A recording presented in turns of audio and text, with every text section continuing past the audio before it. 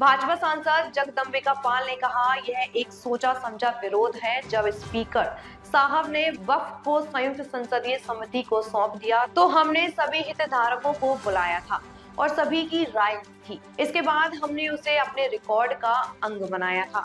अभी संसद के सामने कानून लंबित है, वह कानून पारदर्शी होगा। वक्फ की आमदनी से गरीब, पसमानदा महिलाएं, अनाथ और बच्चों की शिक्षा में फायदा होगा।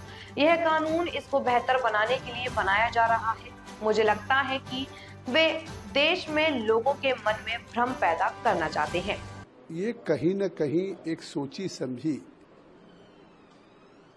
विरोध है या रणनीति है कि जब वक्फ को ज्वाइंट पार्लियामेंट्री कमेटी को सुपुर्द कर दिया स्पीकर साहब ने, और उसके बाद 6 महीने हमने चाहे all India Muslim personal law board हो या ऑल इंडिया जमात-ए उलमा हिंद हो या ज़कात फाउंडेशन हो, मिली काउंसिल हो, हमने सभी स्टेक होल्डर्स को बुलाया और सभी के व्यूज लिए, सभी को रिकॉर्ड किया और फिर हमने अपने रिपोर्ट्स का उसको पार्ट बनाया है। इसके बाद अभी पार्लियामेंट के सामने कानून लंबित है। अभी अमेंडेड कानून जो आ रहा है वो सभी इशूज को एड्रेस करने वाला कानून होगा, ट्रांसपेरेंट कानून होगा। गरीब, पसमानदा, खवातीन, अनाथ बच्चों के एजुकेशन, हेल्थ के लिए वाकिफ की मंशा से, वक्फ की इनकम से उनको फ़ायदा होगा।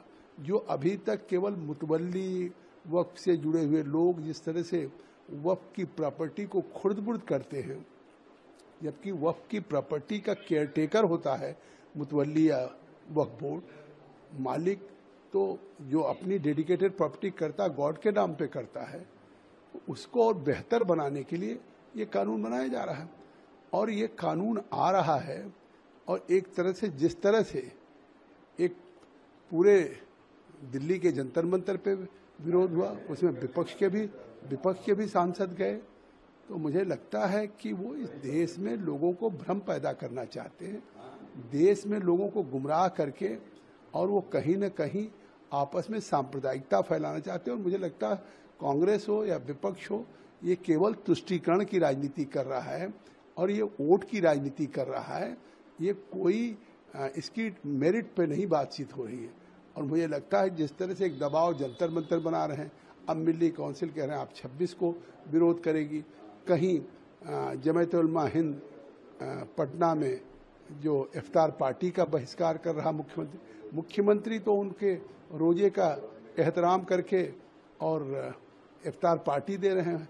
तो ये सब केवल देश के मुसलमानों को गुमराह करने के लिए, जबकि उन आम गरीब मुसलमानों को वक्फ से जो फ़ायदा होना चाहिए अभी तक नहीं मिल रहा।